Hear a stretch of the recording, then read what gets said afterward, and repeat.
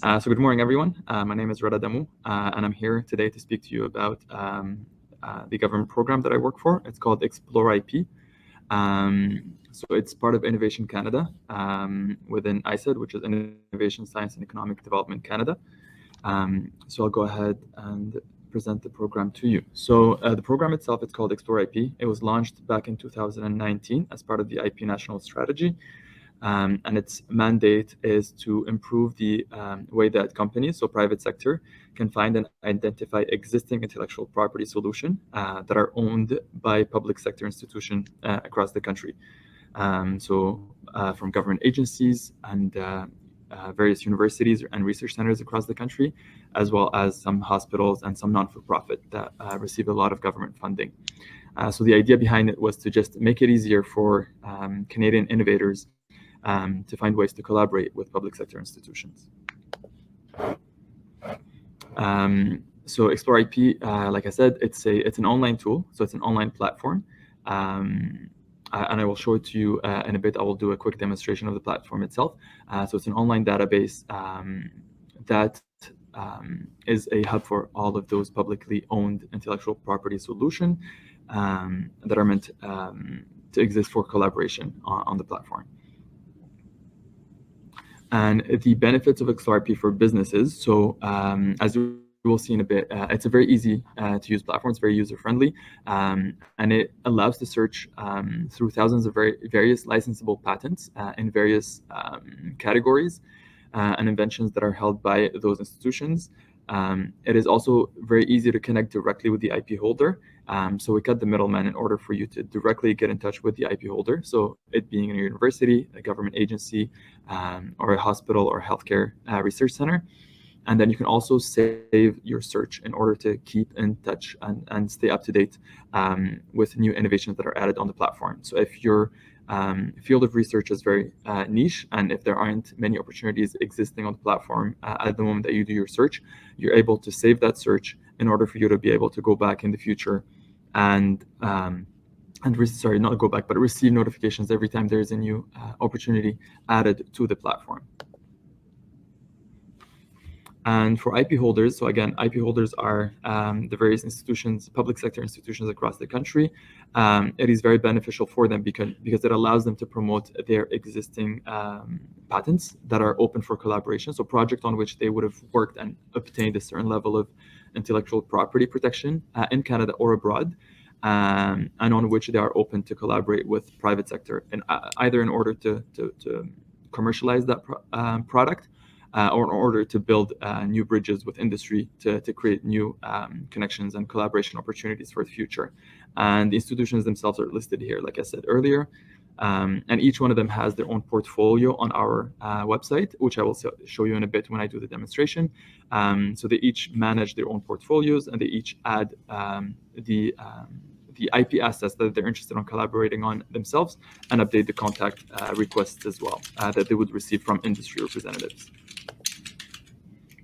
And finally, just a quick run on the numbers on the platform as it is today. As of today, we have 46 different technology areas on the platform, which I will show you in a bit. We've received over 365 different contact requests, and what we call contact requests, those are point of contacts that happen on the platform. So it's when an institution, a private institution, goes on the platform, finds an opportunity, and gets in touch directly with the IP holder in order to create a connection. These institutions, like I said earlier, there are 62 different of them, different institutions that are featuring over almost 5,000 different licensing and collaboration opportunities on the website. So in terms of the presentation, this was it. I just wanted to make it very short and sweet in order for me to do a demonstration of the platform itself. So in case you want to save it, the website is very easy to find. It's canada.ca/explore IP. And if you want to connect with us, and if you have any questions, you are more than welcome to contact us at exploreip@canada.ca. So now I'm going to go ahead and share my screen. Just bear with me a second here, and I will show you the platform itself. All right, so it says here that it's sharing.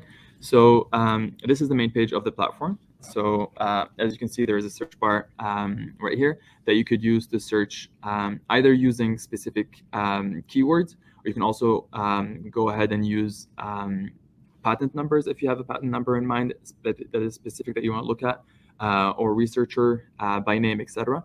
So this is one way of searching on the platform. And then if we scroll down, here you have the recently updated section where we feature the newly added opportunities to the platform. So every few days, every time there's a newly added opportunity, it is going to be listed here. This is just a quick summary of the platform with some updates, generally speaking, when we have new opportunities and new features. And at the bottom here, we have categorized all of our opportunities following the classification system that WIPO, which is the World Intellectual Property Office, uses. So we have these four major categories: so chemistry, electrical engineering, instruments, and mech eng. And under each of these categories, there are subcategories. As you can see here, each one of them represents a subcategory, and the size of the circle represents the number of opportunities that are present within that subcategory.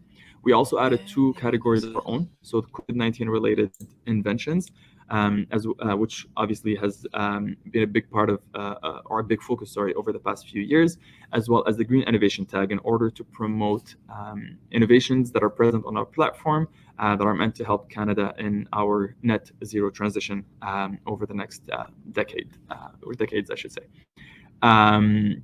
So yeah, like I said, these circles here demonstrate the size of opportunities. So if we go on one in particular here, if I click on it, this is for computer technology under electrical engineering. It'll show me the exact number of opportunities that are available under this category, as well as the research organizations that have published these opportunities. Another way of searching as well would be clicking on the icon here, which is electrical engineering, and this will take me to a page which will show me all the subcategories that are underneath the electrical engineering category.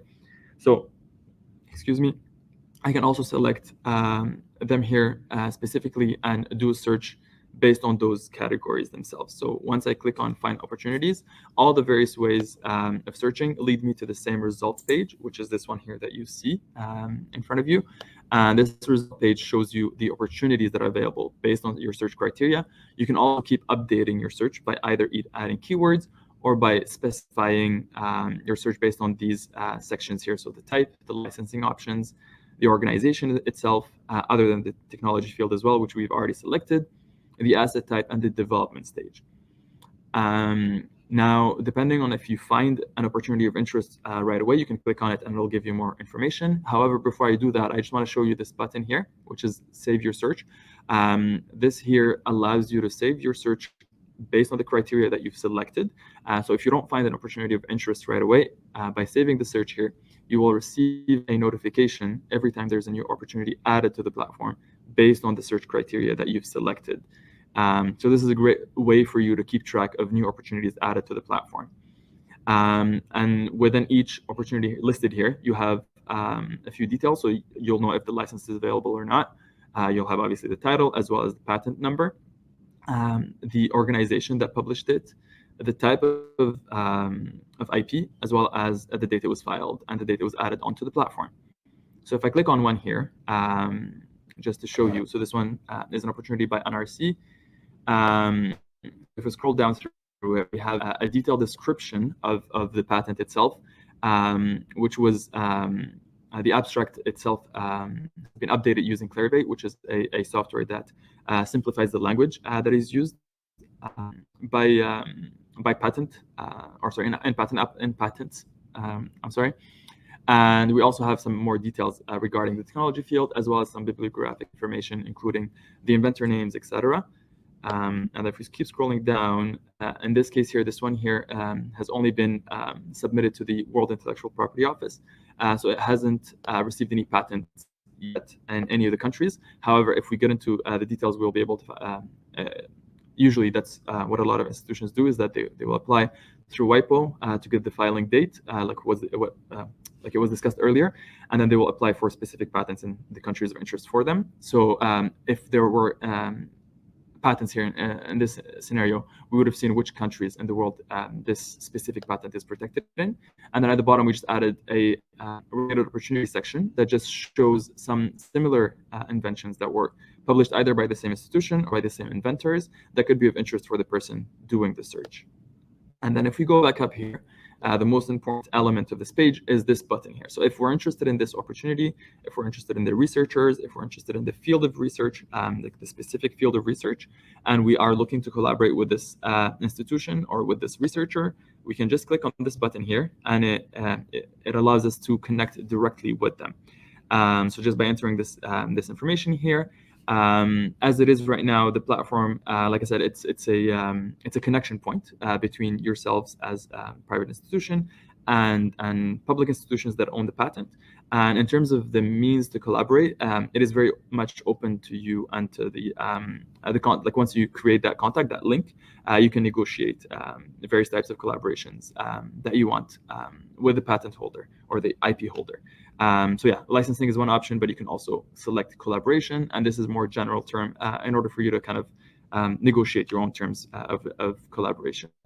The other tabs here, so finding opportunities is the first tab that I showed you earlier. So that's one of the tabs. The other tabs here, we have the research organizations where all of our 62 different institutions are listed. So like I said earlier, each one of them has their own portfolio. So if we just select one at random here, Health Canada, for instance, if we click on Health Canada, we'll have a description of the institution itself, which they populate themselves, as well as a link to their own website. And then at the bottom here, we have the same setup where their opportunities are listed based on the categories in which they fit. And the same thing applies to all the different institutions. And then finally, resources and about Explore IP, those are just areas where you can get more information about the platform itself and its origins, how it works. So that is it for me. I'm going to stop sharing. And yeah, if you have any questions, you're more than welcome to. I'd be very happy to answer them.